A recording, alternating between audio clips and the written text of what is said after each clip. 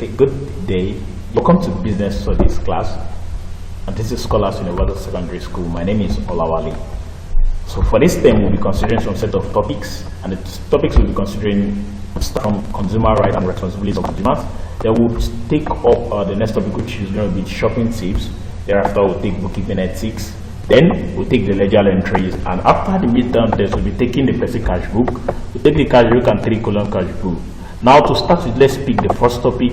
Now before we start this topic, let me ask us a question. Now, how many of us used to compare or take our time to read instructions and the labels on the food products before buying? You know, remember, smart says power, and you know, consumers can learn about ingredients by reading the labels on food products. So that we'll be getting on lots more. I will get to know who a consumer is, the right of consumers, the responsibility of consumers is class. Alright, consumer rights. Now let's ask ourselves a question. Who is a consumer? You know, consumer they say is a person who purchases goods or services for personal or household use with no intention for resale, or a person or thing that eats or use something. You know, and you will agree with me that everybody, every individual is actually a consumer. Because we get to buy something, we need to use something, and we would need to buy things, if not for personal use, for household use. So every individual is a consumer. I believe you can see this lady here.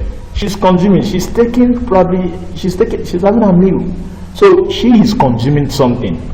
Alright, so every individual is a consumer. So now what is right? Right, they say, is a moral or legal entitlement to have or do something. Right is a moral or legal entitlement to have or do something. Alright, so what is consumer right? To match consumer and right together, what is consumer right? Now, consumer rights are privileges that end users have for committing their resources for the purchase of a product or services. You know, as a consumer, we are the end users. So the rights, the privileges that we have, you know, for committing our resources in purchase of a product or services is what consumer rights. Alright, now to start with, what are the consumer rights? I mean, what are the rights that we have as a consumer? I want to start with a story. There's this story of Donegal versus Stevenson that happened in the year 1928, and it was concluded on in the 1932. Now, if you look at the story, now listen carefully. Mrs. Donegal and her friend, they went to a cafe, like they went to get a drink, and the friend bought Miss Donegal a drink of ginger beer. So you can see it's a bottle of ginger beer and an ice cream. Now, if you can see this bottle of ginger beer, the bottle is not transparent. That is, you can't see the contents inside this ginger beer. And you know, she has been taking this drink. Like she had to she would pour the drink in a cup, then you know she would take the cup, drink in the cup. Alright, so she noticed that, you know, at the point when she was trying to pour the last drink from the bottle to the cup, she noticed that something rolled out of the bottle. And guess what? It was a dead and decomposing snail that rolled out of that bottle. And you know, at the she saw that snail, she was shocked and she passed out almost immediately. So she took ill, and because of the impurities in the drink, she took ills and the likes like that. And thereafter, she had to sue Mr. Stevenson, which is the manufacturer of that ginger beer, and she won the case. So therefore, I want you to know that as a consumer, we have some certain rights. We have some rights that we can exhibit. Now, what are those rights? Now, to get it, you need to know your rights. The first right is the right to safety. Now, the consumer has the right to buy safe products that will not be injurious or harmful to their health. That is, as a consumer, we have the right to safety. Number two, we have the right to make a choice. The consumer has the right to choose products without being forced or intimidated. That is, if you want to purchase something, you have the right to make your choice. No marketer or no supplier has the right, you know, to intimidate you or to force you to buy any goods. The third right is the right to seek redress. Now, the consumer has the right to sue any businessman or woman for breach of contract, just like what happened in the case of Donegal versus Stevenson that I just explained some while ago. So the next is the right to a healthy environment. That is, the consumer has the right to buy things in an healthy environment. Alright, so I'm moving to the next set of rights, which is right number 5. Now, this fifth right is the right to receive added value for money spent. Now, the consumer has the right to get full satisfaction for the money they are spending. And the next is the right to adequate information. That is, the consumer has the right to get adequate information about details of a product. Okay, this is how you're supposed to use a product, this is how you're supposed to use it. All details of the product, the consumer has the right to gather them. Alright, so we are moving to the next one, which is the 7th, and that's the 7th is the right to hearing. That is, the consumer has the right to be heard for mistakes done by the third party. And lastly, we have the right to good things for quality life. Now, the consumer has the right to every good thing in life. You know, I've tried to help us, you know, draft a code that when you keep saying all of these things, it will help you to be able to cover all the 8 rights of consumers with ease. And the code is, as you can see in red, you need to keep hearing that Scholars College remains the healthy environment to receive adequate value for money spent, adequate information, and good things for quality life. Now, if you look at these things, you see, you need to keep hearing. Hearing is the right number 7, which is the right to hearing. So you have to keep hearing. So right to hearing is point number 7. Now, scholars, keep hearing that scholars, the S in scholars is the right to safety. That is point number 1, the right to safety. The next for Scholars College, that's C, the C here represents the right to make a choice. Now, remains, the RES signifies the right to seek redress.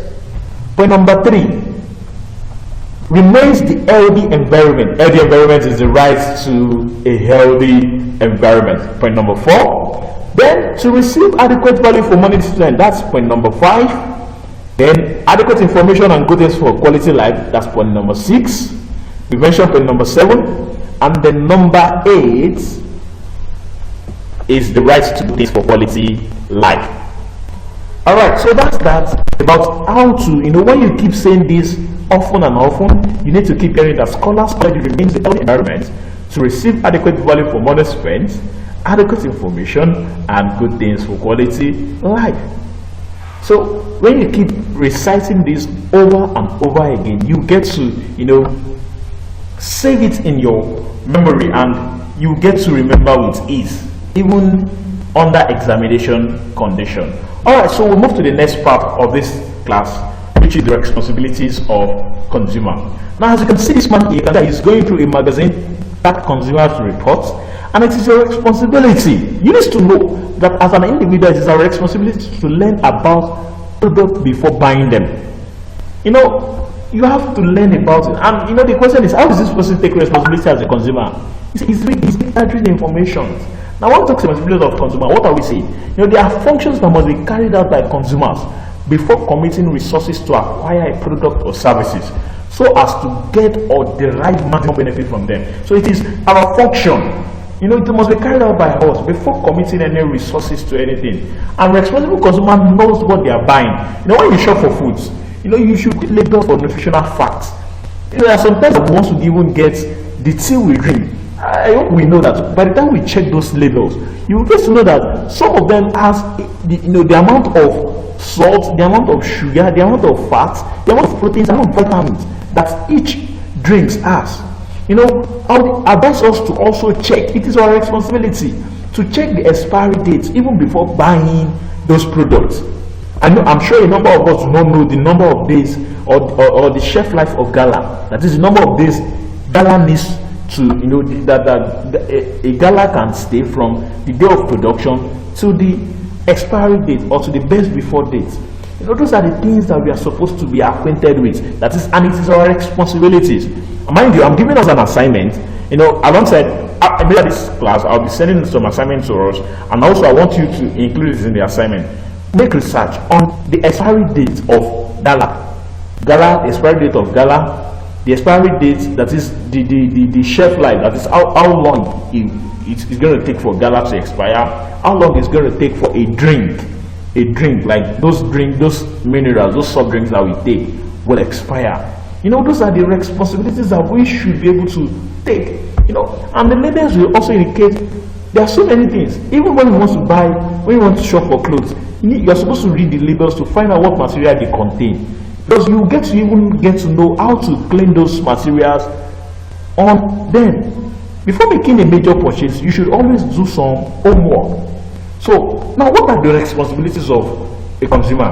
Now, when we talk about the responsibility of the consumer, number one, we have the responsibility of awareness. Now, a consumer has the responsibility to be aware of the quality and safety of the product before buying. Number one, awareness. Number two, you have to gather all information, all facts available about the product and service. Number three, independence. That is, consumer are expected to think independently and make right choice about their needs and wants. Number four, communication. That is, consumers have the responsibility to inform the manufacturers and government about their needs and wants. They won't know, the manufacturer would not know that this is what you want, not until when you tell them. There's a product that they are in the economy that they were not there right from time, but they came into the economy because of the communication between the manufacturer and the consumer. So we have the responsibility of communicating. The next thing is complaint. If you have any complaint, it is our responsibility to inform the manufacturer of any dissatisfaction.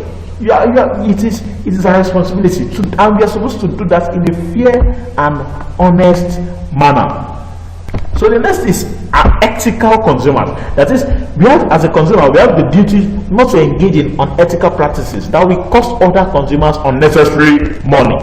And the last, which is respect of the environment. That is, as a consumer, we have the responsibility to dispose the waste properly without polluting the environment. Now, when you finish consuming your biscuits, dispose it properly. When you finish, consuming that sachet or those waters, dispose them properly. It is our responsibilities. And to be able to remember all of these points, I've been able to help us to draft something out. This is E-Agric raised to power 2, that is E-Agric 2. Now, E here signifies ethical consumers, A, awareness, G, gathering, I, respect of the environment, then I, independence, and the C represents communication and complaint. So with this, I expect that you should be able to tell me the responsibilities of consumers without checking anything. Alright, so now, after this section, we are moving to the part which is the origin of consumerism. And what is consumerism and how does it start? You need to know, consumerism, we say, is a social and economic order that encourages an acquisition of goods in an ever-increasing amount. So it's the order of acquiring, things, goods. And the origin of consumerism is traceable to ancient Egypt, Babylon, and ancient Rome, where we had the first civilization.